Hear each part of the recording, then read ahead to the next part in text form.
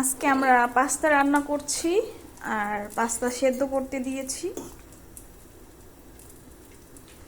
এদিকে আমরা বুস্তার, যেটা বাংলাদেশে হটডগ বলা হয়, বুস্তার আমরা কেটেছি। এখন অলিভ অয়েলের ভিতরে বুস্তারটি হালকা ভেজে নিচ্ছি।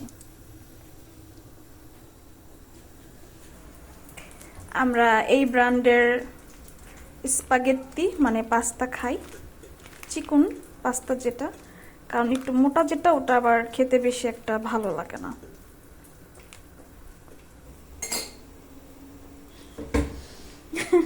আমার হাজবেন্ড বলো। এখন আমরা রাগুটা গরম করব, কারণ রাগুটা একটু ভেজে নিলে পাস্তাটা অনেক মজা হয়। তবে আমাদের পাস্তাটা আমাদের পছন্দ মতো করে তৈরি করতেছি, যেভাবে আমরা খেতে পছন্দ করি। পাস্তা কন রাগু খুব মজার একটি খাবার।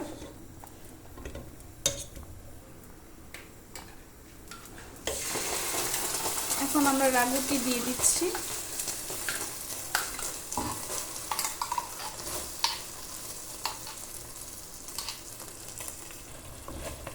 দিয়ে দিলাম স্বাদ মতো মরিচ, কারণ বাঙালি আমরা যারা আছি মরিচ ছাড়া আমাদের চলেই না।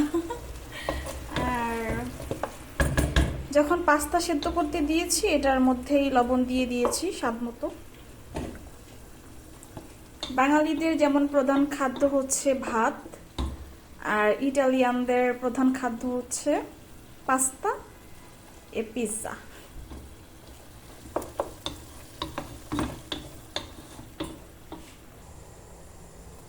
পাস্তা ঝরা দিয়ে দিয়েছি। পানি ছড়লে সুগো রেডি, রাগু রেডি। এখন আমরা পাস্তা দিয়ে দিচ্ছি।